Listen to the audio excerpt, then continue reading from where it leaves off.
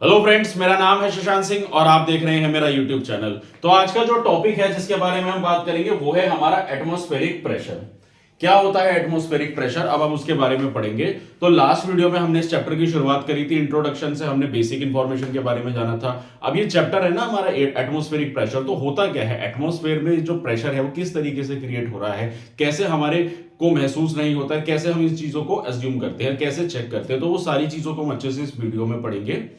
Atmospheric pressure, तो देखो अब एटमॉस्फेयर में क्या है, हमने सारी चीजें पढ़ी अच्छे से। एटमॉस्फेयर में हम क्या क्या पढ़ी थी, डस्ट है, गैसेस है, विंड है, एयर है ना, ये सारी चीजें पढ़ी थी। हाई प्रेशर लो प्रेशर के बारे में हमने जाना लास्ट वीडियो में, ठीक है। तो वो जो high pressure low pressure create होता है, तो आप इसको सिंपल और आसान भाषा में ऐसे समझो। देखो प्रेशर क्रिएट हो रहा है, प्रेशर यानी कि जो हवा है वो ग्रेविटी से नीचे की तरफ रहती है। जो डस्ट है यानी कि जो भी हमारी जो एयर मासेस हैं वो डेंसली कहां पर है, सारे नीचे सेटल डाउन है सरफेस एरिया पे। क्यों? क्योंकि ग्रेविटी उसको खींच के रखती है, तो खींचेगी तो इसलिए एयर प्रेशर भी क्रिएट होगा। और कोई भी चीज आएगा, जैसे मान लीजिए मार्कर है, इसको ऊपर डालेंगे तो आएगा तो नीचे ना, तो कोई भी चीज है वो नीचे तो प्रेशर क्रिएट करेगी। अब जैसे देखो एक सबसे अच्छा एग्जांपल है, समुद्र में आप जाइए, समुद्र के तल में जब आप नीचे चलते चले जाएंगे तो पानी का प्रेशर भी तो ऊपर से लगेगा ना, क्योंकि पानी का वजन ज्यादा होता है, तो पानी भी तो ऊपर से आपके ऊपर प्रेशर क्रिएट करेगा ना। तो ठीक उसी तरीके से आप हवा में है, एयर में है, एटमॉस्फेयर है, आपके चारों सारे वातावरण में आप ऐसे अज्यूम करो। देखो समुद्र है वो एक वाटर लाइफ है, ठीक है। उसके अंदर देखो कितनी एक अलग ही लाइफ एग्जिस्ट करती है, मछलियां हैं, शार्क है, और भी कितनी सारी डाइवर्सिटी है उसमें जानवरों की और स्पीशीज की, है ना। और एयर है तो एयर भी एक तरह का समुद्र कह लो, ये एयर हवा का समुद्र है, तो उसमें भी तो प्रेशर रहेगा ना, क्योंकि हम सबसे नीचे रह रहे हैं उसके एकदम वहीं पे डेंस है एकदम, तो वही एयर प्रेशर होता है हमारा, ठीक है। उस एयर प्रेशर को हम अच्छे से डिटेल में समझेंगे कैसे क्या होता है। देखो तो वो कहता है the weight of a column of air contained in unit area from the mean sea level to the top of the atmosphere is called the atmospheric pressure. यानी कि देखो मैंने एक फिगर बनाई, जैसे सरफेस है और एक पिलर है एयर का, तो एक यूनिट है ये, एक यूनिट पिलर का जो वजन होता है वो एयर प्रेशर कहलाता है। जैसे कि मान लो आपके कंधे पे 10 किलो वजन रख दिया, तो वो क्या हो गया, 10 किलो का प्रेशर क्रिएट हो गया ना आप पे। 20 किलो का वजन, तो 20 किलो का प्रेशर क्रिएट हो गया आपके ऊपर, है ना। तो उसी को एयर प्रेशर कहते थे। यानी कि एक यूनिट एरिया का जो कॉलम होता है, जो हवा का वो होता है, उसी को हम एयर, उसी को हम बोलते हैं एटमॉस्फेरिक प्रेशर, ठीक है ना। इसके ऐसा यूनिट की बात करें तो expressed in unit of millibar, और सी लेवल पे ये होता है 1013.2 मिलीबार होता है, ठीक है ना। तो एयर प्रेशर हमेशा सी लेवल से, तो हम लोग सरफेस एरिया जब भी हम नापते हैं, जैसे हम कहते हैं ना कि we are standing at the height of 10,000 above sea level, तो सी लेवल से मेजर करते हैं ना, तो इसलिए सी लेवल से इसको मेजर किया जाता है कि सी लेवल पे यहाँ पे एयर प्रेशर क्या है, ठीक है। ये होता है एयर प्रेशर। उसके बाद आते हैं due to gravity the air at the surface is denser and hence has higher pressure. इसका कहना है कि देखो क्यों है हायर प्रेशर, ये हायर प्रेशर होने का कारण क्या है। देखो अब ग्रेविटी है, अब ग्रेविटी आपको पता है कि ग्रेविटी हर चीज अपनी नीचे की तरफ खींच के रखती है ना। ये मार्कर है, देखो ये भी नीचे ही आएगा, हम उछलेंगे तो हम भी नीचे ही जाएंगे। तो ये जो ग्रेविटी है ना, ग्रेविटी अपनी तरफ खींच के रखती है। तो अब आप लोग थोड़ा सा पिछली वीडियो से रिकॉल करो, मैंने आपको क्या बताया था कि ये अगर हमारा सरफेस है और इस सरफेस पे हमारे यहाँ पे सारे जो एयर मासेस होते हैं वो काफी डेंसली हाई होते हैं, है ना, और ऊपर जाते जाते जाते हल्के हो जाते हैं।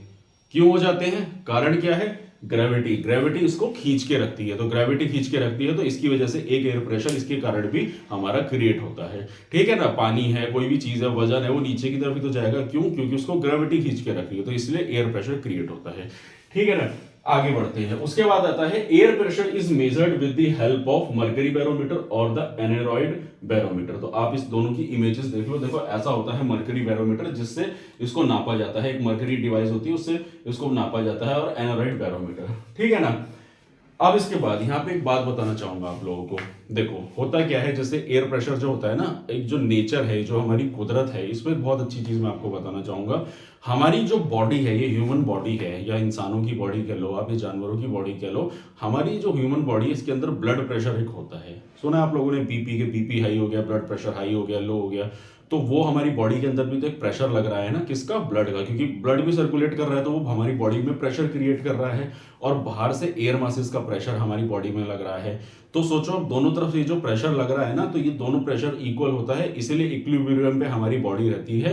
तो आप लोगों ने कभी कभी नोटिस करा होगा, जो लोग माउंटेन्स वगैरह में जाते हैं, एयर प्रेशर कम हो जाता है तो अंदर से बॉडी प्रेशर ज्यादा करती है, तो नाक वाक से खून क्यों निकल आता है, वो इसलिए निकल आता है क्योंकि ऊपर जाके एयर मासेस कम हो जाते हैं, प्रेशर कम हो जाता है, तो बॉडी का प्रेशर ज्यादा लगने लगता है, ब्लड प्रेशर वगैरह, बीपी वगैरह बढ़ जाता है, ठीक है ना। वो उसका यही कारण होता है, ठीक है। तो देखो नेचर जो है ना, उसने किस तरीके से चीजों को बनाया हुआ है कि हवा का प्रेशर बाहर से हमें लग रहा है और अंदर से ब्लड प्रेशर लग रहा है, तो बॉडी जो है एकदम स्टेबल रहे हमारी, ठीक। इसीलिए इसको हम बताते हैं कि एयर प्रेशर ये क्या होता है, तो इसी को बोलते हैं हम एटमॉस्फेरिक प्रेशर, ठीक है। आगे बढ़ते हैं। तो ये मैंने आपको बताया और ये भी बता दिया कि एयर प्रेशर क्यों मेजर होता है, कैसे मेजर होता है, इसके बारे में मैंने आपको बताया। उसके बाद आता है प्रेशर डिक्रीज विद हाइट। तो भाई प्रेशर तो डिक्रीज होगा, मैंने बताया था, एक तो टेम्परेचर होता है, यहाँ पे प्रेशर की बात कर रहे हैं, तो प्रेशर डिक्रीज होता जाएगा जैसे जैसे हम हाइट पे चढ़ते चले जाएंगे। क्यों? एयर मासेस जो है वो कम होते चले जाते हैं, है ना। उसके बाद आता है at an elevation it vary from place to place and it variation is the primary cause of air motion.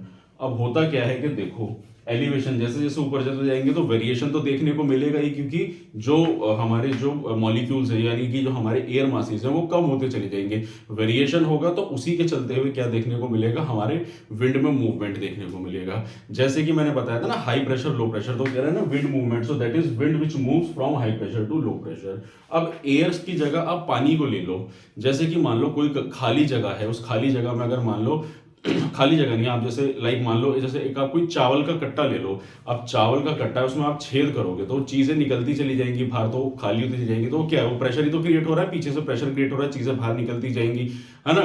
तो वैसे ही होती है एयर मासेस भी, जहां जगह मिलेगी वो वहां मूव कर जाएंगी, प्रेशर उसी से ही तो क्रिएट होगा ना।